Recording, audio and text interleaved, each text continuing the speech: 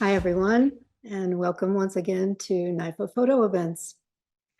Please leave your questions in Q&A at the end, and David Major will get to them at the end. For those of you who don't know, Paul Moakley, okay. Paul Sunday was formerly the co-chair, along with David Major, for NYFA photo events. So for us, it's kind of a bit of a reunion here today. Paul's new photographs capture a sense of wonder and make subtle statements about form, line, and composition. Their sophistication draw on his vast knowledge of the history of art and photography and its use and roots within and outside the fashion industry. These sublime, minimal images, executed in the form of paintings and photographs, as well as new sculptures and installation pieces, continue to be a consistent, reductive visual challenge that press viewers to imagine. One of the most enriching experiences of all my years in education was teaching alongside Paul here at NYFA. And even though I do miss his presence here, I will always be grateful to NYFA Photo for bringing me such a valued friendship. So Paul, you take it from here. Welcome. Thank you, Nancy. Thank you for that lovely introduction. And I'm getting off and leaving the rest to you. Okay. Big thank you to everyone there, David Major and Nancy, for inviting me back, and Charlie, who I just met, and John Tona. I know that these kinds of events require all kinds of support, and I want to thank everyone who I've met and don't know yet who's involved. So it's great to be back at NYFA. I miss the atmosphere there. It's a wonderful community where it's all about photography, and photographers of diverse interests gather to share their passion. Wonderful to be back.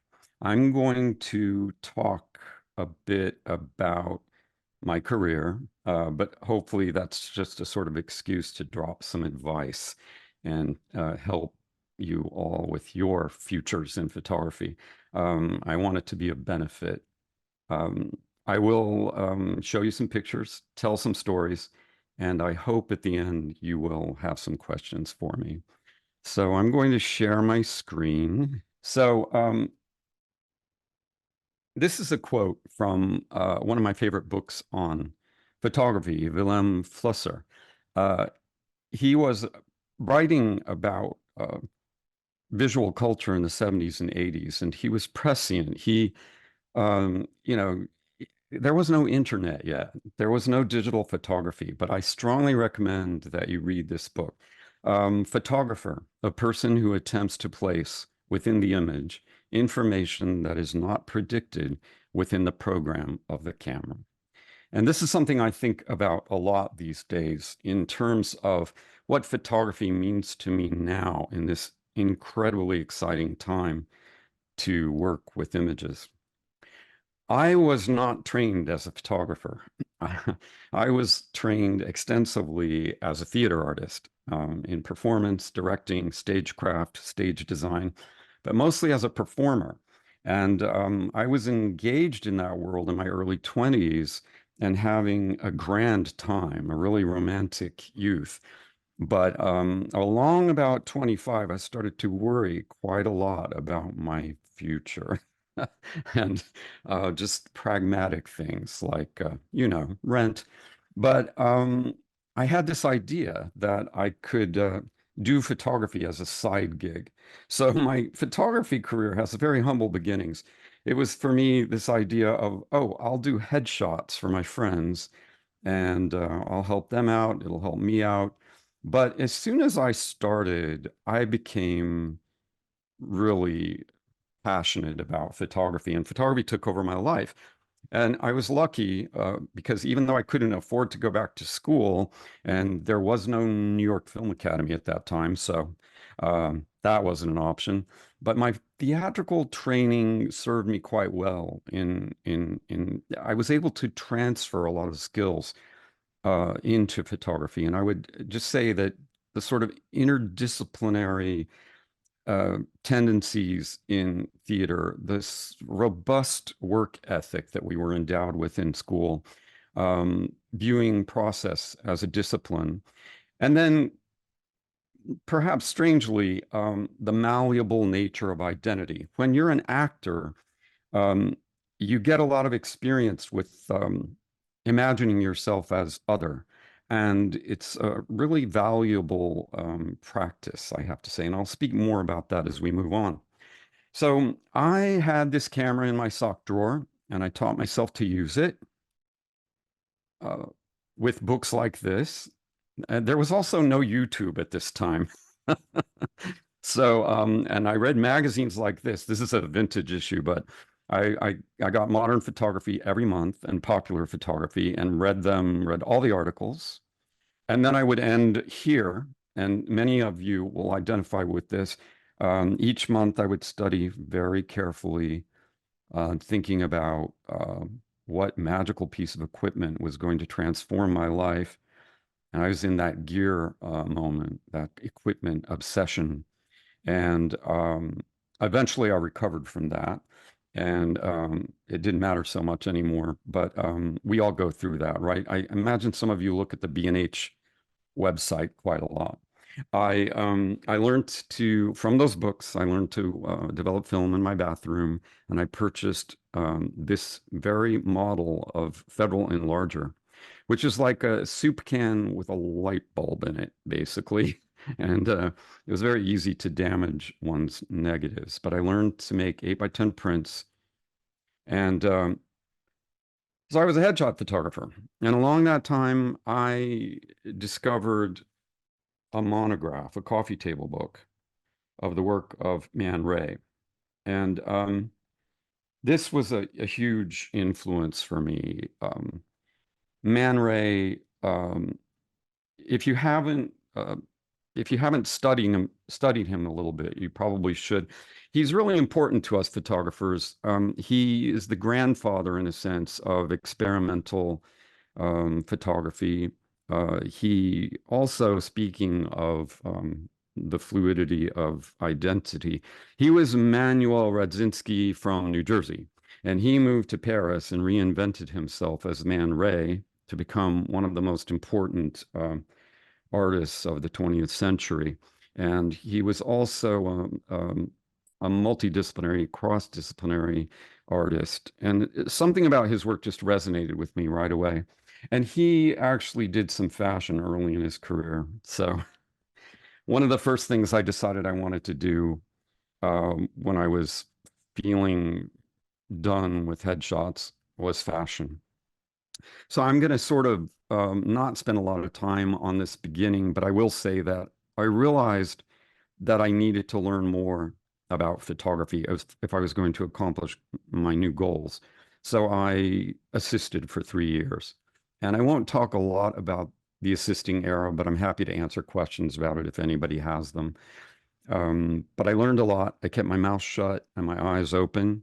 And I was a good worker. People invited me back, and I got to see a lot of amazing information. And I learned a lot about light. And I learned a lot about interacting with clients. And this is one of my first fashion images. The hair artist was a man named Satoru, and the dress is Romeo Gili.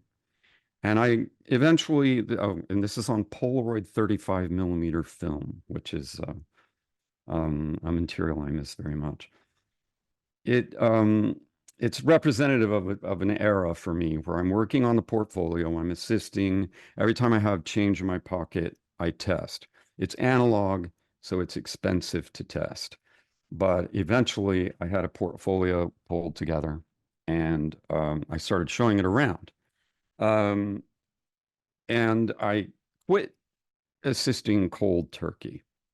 I decided that I didn't want anybody to know me as an assistant. And I gave myself a year. And within a year, I did start to get gigs, and then they never stopped. This is the front door of Bergdorf Goodman on Fifth Avenue between 57th and 58th. It's a very interesting institution of consumption and luxury. I call it jokingly my fashion graduate school because that's what it was for me. I was very lucky to get my foot in the door here very early in my career. And I did it with shoes. I I did still life for them. I was brought in by multiple freelance art directors, including a friend named Fred DeVito. And then I eventually started working with the creative director, Charles Bumgardner. Charles Bumgardner was a wonderful influence on my early career. He, well, I took him my fashion book once I knew everybody, and they knew that I was professional, reliable, that I was kind to my team, that I was a good person to work with. But when I first took the fashion book to Charles, he said, well, you're not ready for us quite yet, but you will be someday. And this is just a lovely way of handling the situation. And he referred me to some magazine editors and wished me luck, and off I went. Well, what I did was I followed his all of his advice best I could, and followed up and let him know that I was following up. But only a few weeks later, he called me with a booking. And so this is the first story I want to share with you, an idea around rejection and the whole hustle part of becoming a professional photographer. Sometimes you're going to show your work and you're going to feel that it didn't go over so well. But there's a tendency for us to hear never when what we're actually hearing is not just yet. Or sometimes we're hearing no, thank you, not today. But we think never because we're self-sabotaging. So remember, every opportunity you have to show your work is an opportunity. And follow up. If people give you advice, listen to the advice, try to follow it, see if you can do something with that, and get back to them and let them know that you heard them. This is an indicator that you'll be able to take direction. So I was very fortunate to have this soapbox for the first 10 years of my career. Another story I want to tell you is the first shoot. He booked me on a Friday afternoon for a Monday morning shoot. So what I did all weekend was practice. Being a former actor, I stood in my living room and closed my eyes and imagined it as a photo studio. And I practiced. I visualized the lighting. I visualized moving the lights. I visualized how I wanted the light to look. I decided to do this shoot with continuous lighting because I knew I'd be a bit nervous. And I practiced potential problems, and I practiced solutions, and I practiced things that I wanted to ask the model to do. So I had this all rehearsed by Monday morning, and the shoot went swimmingly. I know that probably sounds a little crazy. This is, I just have to say, in-camera multi-exposure, just to brag a little bit. This is pre-Photoshop. Uh, anyway, Bergdorf was great to me, but I'll tell you, that was for me the lost decade. I worked so diligently that decade, and so many other things happened from this that I referred to it as the lost decade because it just passed into what feels like a few heartbeats. This is Ree Rasmussen, who became one of the most prominent models of that era and also a movie star in Europe. Wonderful person to work with. So Bergdorf introduced me to the best hair people, the best makeup artists, the best stylists, and the best models on the planet. So I was very, very spoiled. But I had started in kind of a weird way. I hadn't done editorial, which was supposed to be how you were starting out. And I was very paranoid about that. I felt very uncool. I felt really worried. But eventually, I also got editorial. Um, I started to feel, oh, I'm going backwards. Apologies for that. Um, I started to feel towards the 8 year mark like I was taking a hell of a lot of pictures, but somewhere along the way, the artist was getting lost, was getting stifled. And I was being as creative as I could within the context I was working in, but I knew that there was something that was getting lost. I love this lyric of David Bowie, "We are the Goon Squad and we're coming to town." For those of you who are interested in fashion, please feel free to ask me some questions in the Q&A. It's wonderful. It's amazing fun. It's a great privilege to be able to do that world. And there are a lot of brilliant, talented people, and there are a lot of crazy people. So along this time, I'm needing to get back to my art self, and I decided to give myself an assignment, a project. And I had always loved Fritz Lang films. If you don't know Fritz Lang, take a look at some of his films. Every single frame is a beautiful photograph. And I was reading Donna Haraway at the time, who speaks a lot about cyborgs as a metaphor for various things, including human fragility, identity, feminism, the oppressed. If you're interested in hybrid beings and cyborgs, you definitely want to read Donna Haraway. If you go to grad school as an artist, you're probably going to have to read Donna Haraway. So this is this project, and I produced over the course of, I think, 5 or 6 shoots. All the participants were artists, or they were about to become artists. And this is Douglas Kolk, a brilliant artist who had 2 solo shows with David Zwirner before he turned 32. And he was a real champion of this project. He helped me enormously. And I did all the prop styling. I booked the crews. I did the casting. I really did kind of almost everything. And then I had a designer help me design the book. And this project, I always speak to my students about self-assigned personal projects because they can change your life. After I did this, I sent it to a lot of people. And for some of my commercial clients, it was too much. I think they thought, gosh, if Paul is enjoying doing this kind of thing, he's probably a little bored when he photographs shoes for us. So I lost some business, but it opened up a whole new world for me. This is Inga Sinibaldi. Oops.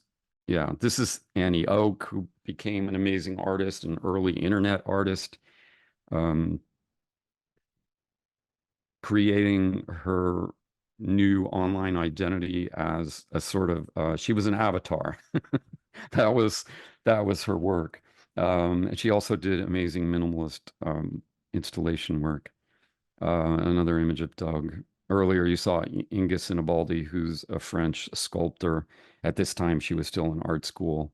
It's a really fascinating thing what's become of everybody. So after I put that out in the world, some people didn't like it and some people loved it. It opened up new worlds for me. Paper Magazine started booking me to shoot portraits. Mickey Boardman was a big supporter of mine. And so I was exposed to these lovely, amazingly talented superstars. Kyle MacLachlan, an incredible gentleman, Steve Buscemi, like super generous folks. And it was just exciting to be around all these talented people. That project also got me into several artist book collections and a Rude magazine. A Rude magazine was a project of the Nigerian artist Ike Ude, and you should check out his work. He's an amazing photographer, a very successful artist. This magazine was pretty much his homage to Andy Warhol's interview. And he asked me to do this section called Most Wanted, where I was supposed to forecast a future star. One of the people I chose was Alec Weck, and Alec was amazing to work with, and I wasn't wrong about her future. The images were reviewed in the New York Times, and the New York Times, I think it was Guy Trebay, singled out the magazine for being one of the foremost, most interesting, beautiful, avant-garde underground publications of that epoch. So this was also a great bump in my career in terms of the creative side of things. This is Isabel Toledo and Ruben Toledo, amazing designer and artist. So IK was connecting me with all these brilliant New Yorkers, and I was shooting, this is Alec Weck again. I was shooting amazing clothes. GK Reed was frequently my stylist here, and we had access to Comme des Garçons and Yoji and Margiela and all the Belgian avant-gardists. Uh, and we were looking at fashion as art, and we were thinking about fashion as sculpture. This is a Rei Kawakubo design for Comme des Garçons. This dress and this dress were both in Rei Kawakubo's Metropolitan Museum retrospective, which was about, I guess, 5 years ago now. And so it was such a privilege to have that stuff on my set. Now I'm leaning even more into the side of me that wants to be understood as an artist. And I give myself another assignment, and I'm making, I'd always loved these images of Irving Penn, and I'd always adored the Beschers and Blosfeld. And I had been reading about Etienne Jules Mouret, and I was thinking about this notion of these 19th century scientists. I was just checking my phone to make sure y'all can still hear me. If somebody could put in the chat that I'm still audible, that would be wonderful. I feel like I'm alone in my room. Okay, I guess we're good. And yeah, so refocusing here, I thought about images like this and I thought, what could you what could you do to sort of reverse engineer this? Because these are scientists and these images are just artifacts of their research, but they're stunningly beautiful. And I thought, what if I could flip that? And so I also want to share, this is Nicéphore Niepce, one of the early inventors of photography. And I like to talk about him a lot. This is one of his early images. There is no logical shadow anywhere in here. So this is the early days of photography. So the early days of photography, the inventors of photography are very important to me. And I think a lot about on our shoulder as we work. In the beginning, we have successful images and we think, oh, I'm clever. Oh, wow, I must be good at this. You know, I'm getting pretty good at this. I'm rather talented, if I do say so myself. But we must always remember that on our shoulders are Niepce, Fox Talbot, Daguerre, and others. And they are the ones who broke through and discovered this incredible technology that we work with and that allows us to appear to our colleagues and coworkers as if we might be magicians. This is a wonderful quote from Niepce. In the process of composing and decomposing, light acts chemically on bodies. It is absorbed. It combines with them and communicates new properties to them. So I think a lot about light, and I'm interested in physics, though I don't fully understand it. And that led to this body of work that I called the science stills. And one of my jokes with myself, I always have an inside joke. All of these things are moving. So they're stills, but they're not stills. And this body of work really helped me keep moving in the direction of my art practice. And this body of work got some attention. It was shown, sometimes in snippets. I love showing in alternative spaces. I basically, for a long time, never said no to anything. If somebody would let me hang a piece of my work in a window or a bar or a cafe or a public institution, I always said yes. So these were a lot of fun and light. And some of these images became sort of associated with me and people are familiar with them. This is a photograph of a photograph of a photograph. I'm really into rephotography. This is all still analog, by the way. You and everything around you, every single natural and man-made thing you can see, comprises atoms that originally arose during the Big Bang from millions of burning and exploding stars far back in the history of the universe. You live because stars died. It's that simple. Now, I don't know, different scientific theories get thrown out along the way, and I don't know where we're at on this, but I love this idea about our human relationship to light. After the science stills, or around that time, I started painting. And I won't spend a lot of time on this. I'm just going to say that people were a little puzzled, but there was still, for me, a relationship to photography. This is a recovered canvas from a print dryer, and we have photochemistry. Here we have ground glass. Here, for me, this is a blank Polaroid. I don't know if anybody remembers the days of analog where you do Polaroids before you shot film. And when you accidentally pull one that wasn't exposed, everybody would say, "Oh, look, it's an art Polaroid. It's minimalism. Ha ha ha." And sometimes I was over there saying, I think this is one of the best things we did today. And that always lingered with me. So a lot of my paintings are sort of about blank Polaroids. This is a sort of, in my mind, a gum bichromate print with no image. Giant Polaroid. So this is the space where I was making a lot of that work, and this was in Bushwick. This photograph, by the way, is by Mark Seelan. It was for a Dutch magazine where my wife and I were profiled. And this room was a magical space where I continued to study my obsession with light and often just sit with it. And I highly recommend that. If you have a place where you can sit with light, do so frequently. It was shortly after this that I began to teach. And about a year after I began teaching at Third Ward Brooklyn, I was privileged to be invited to teach at NYFA.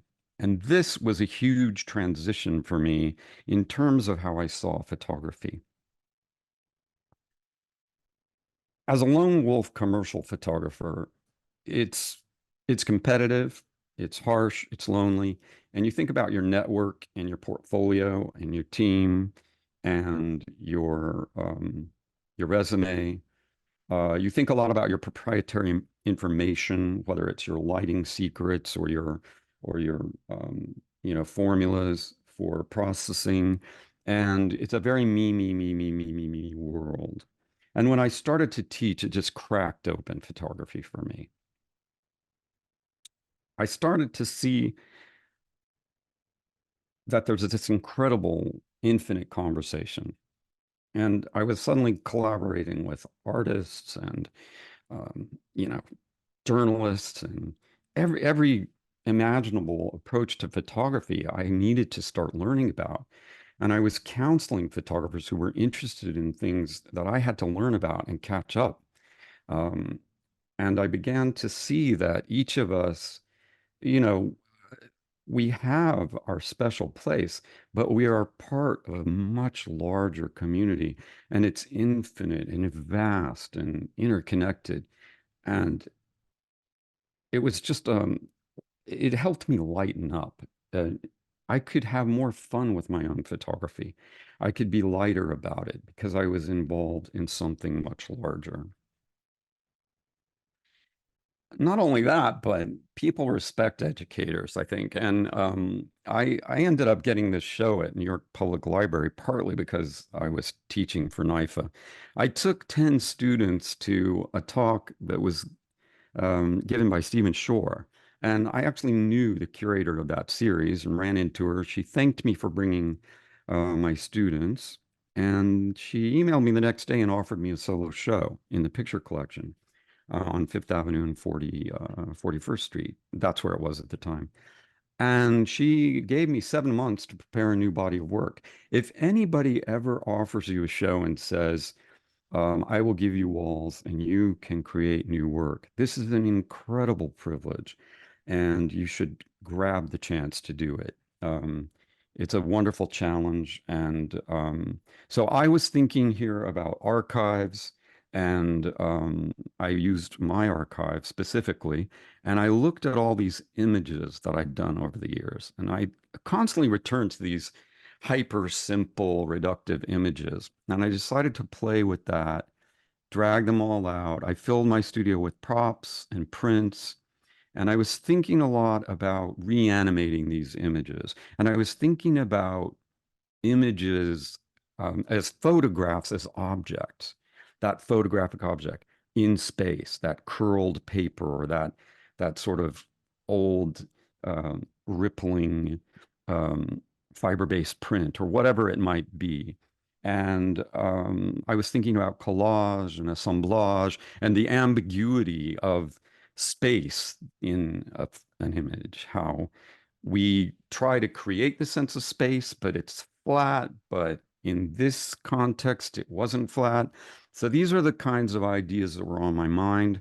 And the show was up for, I think, about 8 months, and it was just a wonderful experience. I did an artist talk with the curator and artist, Matthew Delegate, and it was just an amazing opportunity for me. And it really gave me more confidence about being an artist. And of course, I had to pull in painting and everything. So, yeah, and this image, it's not a photograph. It's a digital. It's plucked out of cyberspace. But once you photograph it, now it's a photograph. So I was playing a lot with that. This work also opened up new things for me because I started thinking a lot about installation and well, I'll get to that in a moment. The next thing I did, I was invited again to have space and time to prepare a new body of work at Pratt. And they gave me a second floor gallery and said, why don't you show your paintings, even though I was teaching photography there. And I thought, wow, wonderful. But I decided to make it a little bit about photography. And these were, I thought of them as negatives. They were inversions of paintings that I'd done a decade before. And I'm always thinking a lot about those extremes of light and dark and shadow and the edges of visibility and form. And there's a whole other painting narrative here that I won't go deeply into. Then I did a residency in Finland, which was another great experience. If any of you ever have a chance to do a residency, grab it, go. It, started doing sort of, I hadn't done straightforward photography like this in quite a while. Although, I was actually doing this in the dark, so it wasn't, it's very dark in Finland. I was also playing with video that looked like a still and sort of reversing that weirdness. I've always been interested in overly light or overly dark images. I'm going to share some artists that have influenced me for a moment. Robert Ryman, not just because of the painting and the minimalism, but also because of his sensitivity to light. Agnes Martin, I love Agnes Martin's writing. I love her work, but she's been very influential to me. I mean, she does this abstract stuff, but talks about trees and classicism and Taoism, and she's an incredibly inspiring artist. Richard Serra. Richard Serra is the reason I met the curator at NYPL, Arizuma Seni. She was hosting a talk with Serra and Hal Foster, and that's how that all started. I thanked her for the talk. Talk to people, show up at stuff, walk up to people and talk to them. That's some advice I have for you. Sarah, if you have any issues about speaking about your work, Sarah is a fantastic model. Go on YouTube and listen to Richard Serra talk about his work. This is Alfredo Jarre, who uses photography in a very oblique way in installation work, and that was influential for me. At around, well, I don't know, 50 something, I decided to do an MFA, and I completed that a few years back. And while I was there, I thought I was going to step away from photography and do sculpture and installation. And I did, but I didn't entirely step away from photography. This was the early work. And this is coming out of those weird photographs of photographs. And I'm thinking about absurdity, especially in that curly thing. And I'm thinking about, all the things I'm concerned with, minimalism but definitely absurdity was coming in, ridiculousness. Um, Along that same time, I had a solo show up here where I sort of reimagined some of the older photographs. And then the pandemic kicked in. I brought photography and light back into the installation work. I brought my theater background back into the installation work.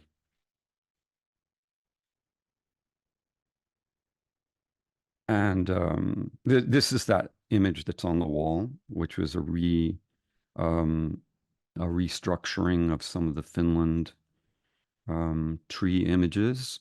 And I lightened it for the purposes of this presentation. It was very dark in the room.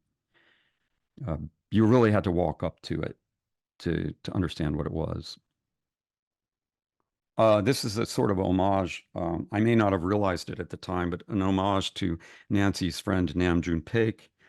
We were all on Zooms and we were in a pandemic, and I thought of us as being a bunch of screens speaking to each other. This is my thesis work where I brought in the hardware of photography and light and the stage, which had inhabited many of my studio shoots for decades. So I'm looking at technology and nature, but I'm also looking at the ridiculousness of the idea that we can ever escape our photographic destiny.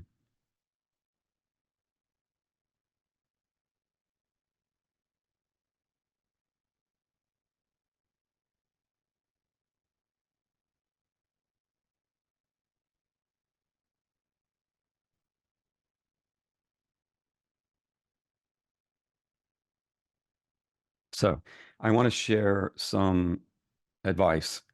I'm going to try to pack a semester's worth of advice into what little time I have remaining. Um, I want you to all think about actionable steps. Every day you can do something towards your goals, and it's really all going to happen from tiny little actionable steps done consistently over long periods of times. We tend to think about the big milestones, but the important thing is all these little steps.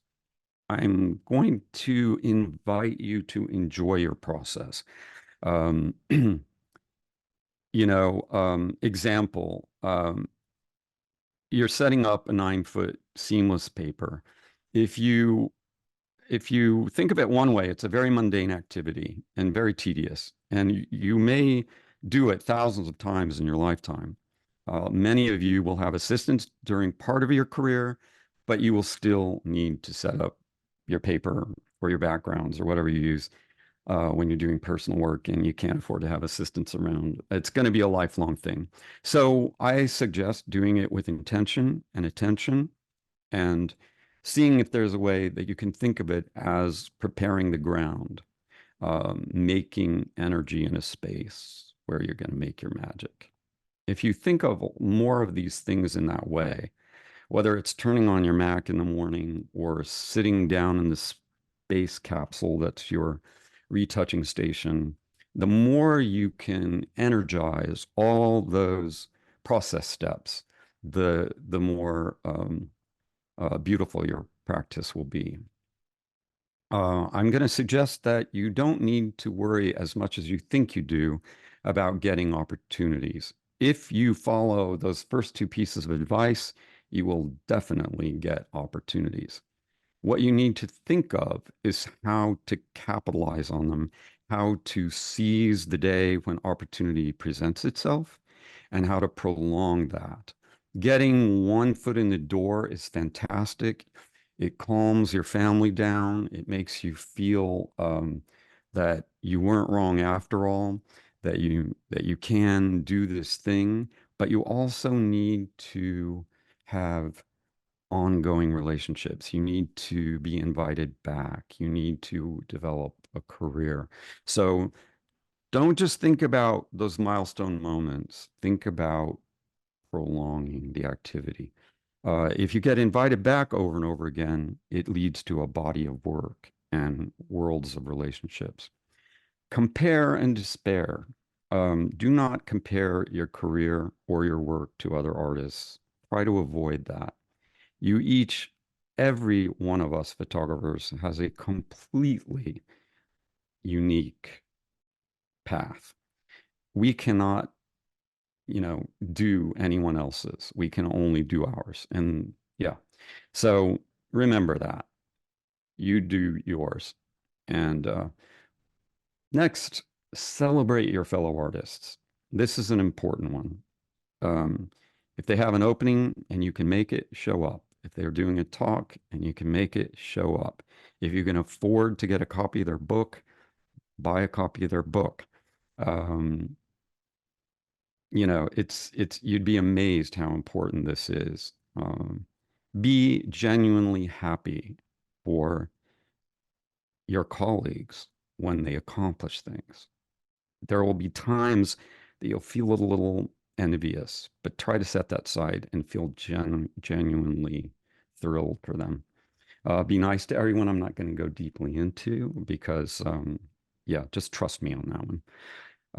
If you photograph humans, do not treat them like objects. I don't think I need to go deeply into that either, but I will say that I think one of the reasons I was appreciated on a lot of photo sets is that because of my theater background, I never thought of really models as models, even if they were completely inexperienced. I thought of them as being my Meryl Streep or my Matthew McConaughey. I thought of them as potentially brilliant performers, and I worked with them, and my philosophy is that we are all actors, all of us. We're humans, so we're also actors. Um, be a student of energy and light. Now, energy has two levels. The one big one is the energy and enthusiasm you bring to your work and instill in your images. Um, there's also a mundane level of energy that I would advise you about, which is pace yourself. If you're working 7 days straight, don't party. If you have a long day and you need to accomplish like 25 pictures today, don't spend all your energy gossiping with your crew in the morning. It sounds really silly, but um, think about it the next time you're on set. How can you conserve energy? Light, I can do a whole 2 hours on light. So I think you all kind of already get how important light is to me. I'll give you an exercise though. If you have a lighting that you love and you're really good at it, it's part of your repertoire. Sometime as an experiment, try to do it with a different kit. So for example, if you have a lighting that you're really good at with strobe, try doing it with fluorescence instead. Or if you have a daylight scenario that you really love, try try emulating that with strobe. Um, it won't always work out, but you'll learn a lot about light. Finally, take good care of yourself. Get your eyes checked once a year. And, it's not about the tripod. It's great if you have a Gitzo tripod. It's great if you have a Leica or a Hasselblad or, but your most important equipment is your energy. Energy, time, and light are your magic ingredients. And finally, be a lifelong learner. Oh, this is my new work, real quick. I'm playing a lot with collage, and this is not a body of work yet. I've been teaching collage, and it's a lot of fun, and my students are so amazing that I leave each week and say, oh gosh, I've got to get better at collage. I need to do more. This is a reworking of one of the cyborg images, and that little X is the focus aid that came with that enlarger I showed you in the beginning. So this is the new stuff. We'll see where it goes. There are two potential directions. One has to do with speed, and one has to do with the advertising around photography. But I'm having a lot of fun with it. I'm also taking a lot of writing workshops right now.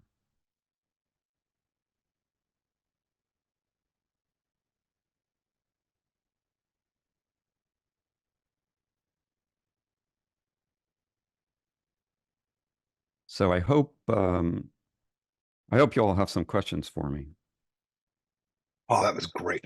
Thank you so much for walking us through not only your pretty amazing and interesting career path, but also, your thoughts about how to, students of photography, students of light, students of art can really think about their own path and getting there. And that we do have a couple of questions that are in the Q&A. Please, folks that are attending, feel free to throw in questions there. We'll get to just about all of them, I'm sure. But I had a couple of thoughts while you were talking that I'd love to sort of start off with. I love something you said at the beginning, and you also said at the end when you were talking about, the Gitzo and the Leica and the Hasselblad and all that kind of stuff, about the gear and how we all go through this beginning phase, or maybe even middle or all the time phase of thinking about the gear. We need the latest gear, the latest gear. We need this piece, this thing. But what I love that you said, and you sort of implied it, is that the gear doesn't make you creative, right? The gear can help you. It's sort of, it's like the tool. And I think that's such an important thing to keep in mind. And personally, it took me a very long time to realize that, right? that it's not about the gear. Like, you can make amazing images or amazing paintings or amazing collage with just simple stuff, you know. And I think so. I really appreciate your bringing that up and talking about that. I also love you're talking about, that slide that had the list of things to do. I mean, what a great set of ideas to keep in mind for everybody, right? Not just artists, but I mean, if everybody thought about that, the world would be such a better place to sort of function in. Right? I do, I would like to ask you about sort of the juxtaposition, and you talked about this a little bit, of commercial work and then your personal work. And maybe can you talk a little bit about how they overlapped for you, where that maybe sits right now in the world of photography, and maybe just ways that people can think about pairing them together. Yes. First, let's talk about today. I think that hopefully the world has become more open and understanding of the need for both.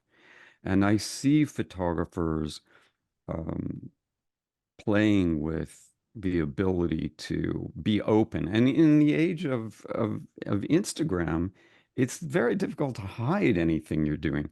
Back when I was starting in photography, there was a stigma on commercial work. And I don't know if that's still as true. I'd like to think that it's not. Um, but I think there are ways around that too. I think as long, even if you're doing commercial work, I think you have to respect yourself and you have to know your needs. And there's something great about not being a burden on anybody. Um, it's good to make a living. Don't ever let anybody shame you about it. And if somebody doesn't appreciate your personal work or your art practice because they think that you can't do both, that's really their problem. You know better. You know that you can do both. So those are some of my thoughts. And if you're really one of the lucky ones, you may find a way to make work that just is indistinguishable, where you're hired for what you do, and there are a few people who get to do that, and they're very fortunate indeed. Yeah, great, great. I mean, I think you sort of hit on something interesting there too, in that sort of the age of Instagram. Yeah. I think people who are consuming photography and art are looking to see what you're doing there. And I agree with you. Hopefully, work you're getting hired to do spans, your personal interests as well as fulfilling either an editorial or a commercial need. So that's kind of interesting. Let's take a look at a couple of the questions we have in Q&A here. So Monte asks, what mindset do you have to have when you go out with a camera and look for the absurd? And what core idea can separate the absurd from the reasonable? I like this. I actually don't have to think about it much. I think I've always been interested in the absurd, and it probably comes from the early days of theater and literature. I mean, I was reading Beckett, as a teenager.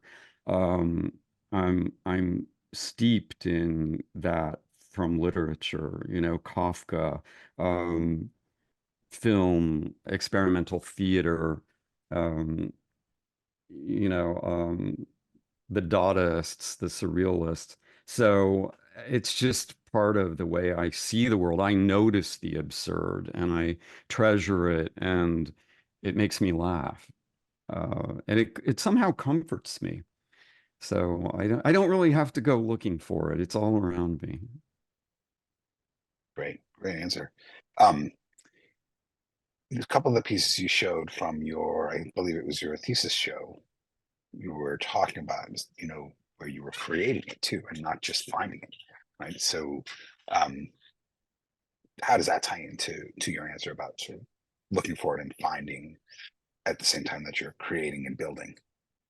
Um, yeah, I mean, again, it's just sort of it's part of I think it's part of my way of thinking, and then so it becomes part of my way of doing.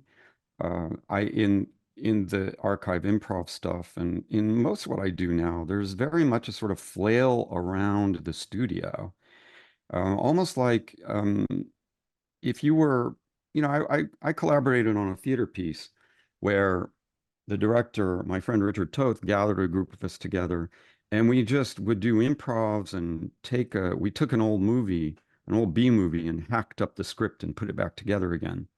And so I think a lot about that of cutting things up and putting them back together, or putting a bunch of things around the room and jumping around the room and seeing what happens. So it is a very improvisatory way of thinking. That's how I made most of those installations from while I was at grad school. And I suppose there's elements of your subconscious and elements of your history that come out as you're working that way. But I quite enjoy that freewheeling, physical, and that's why I love collage. You put all kinds of stuff all around you, and you just mishmash it, and it's a lot of fun. It's cool. We have a good question here. I'm going to sort of paraphrase it a little bit. Uh,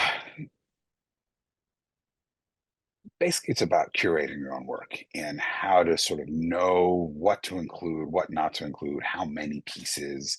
Um, and I guess that leads to a bigger question of, when you're working sort of in a project, when do you know that project is ready to show, or that it's done, or that, you can package that up and say, okay, this is ready? Yes, this is one of the challenges. Uh,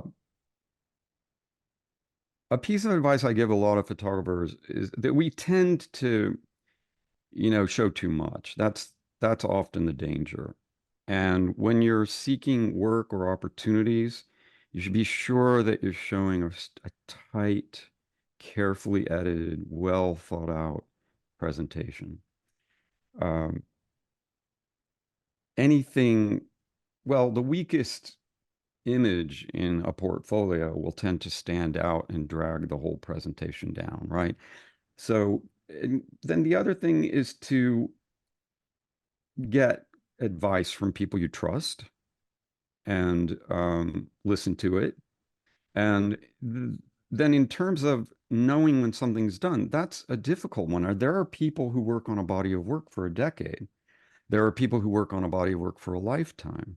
And then there are people who like to jump around, who get restless, and, a year feels good.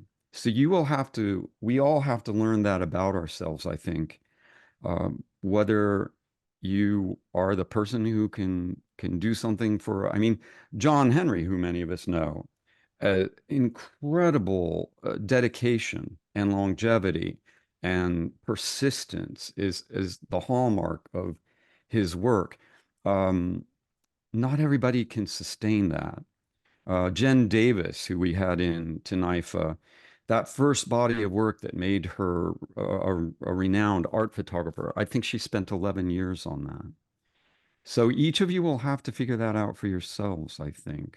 Just listen to your heart. If you're getting bored, if you're getting restless, maybe it's time to try something new. So that's a great answer. And I think, one of the key things you said in there, I think that we can talk about a little further is, getting advice from people you value, right? And you talked about that early in your presentation, you're talking about opportunity and not hearing never, but really hearing what that means and following up and showing up. And I think that's that could tie into this type of answer as well as thinking about when you're actually out there trying to get a show or trying to get work, right?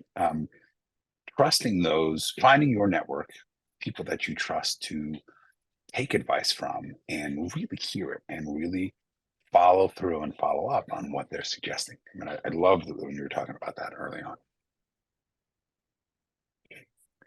Great. So let's take one more question here from the Q&A. This is an interesting one too. It's one piece of advice you would give your best friend who wanted to define his or her artistic vision or voice.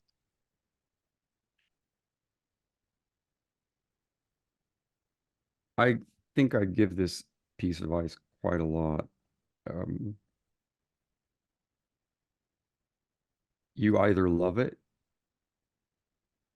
or you're obsessed with it, or you can't not do it. It's a very simple, it's really very simple. You know if you feel deeply curious and obsessed about what you're doing. If you wake up in the morning, your eyes open up and you say, I can't wait to start this day. My wife is an artist, and you'll happen into the studio and she's like dancing around the room, even on the days when she's doing the most mundane thing in the world, cutting up slabs of clay with a knife. So if you're loving it, you're headed in the right direction.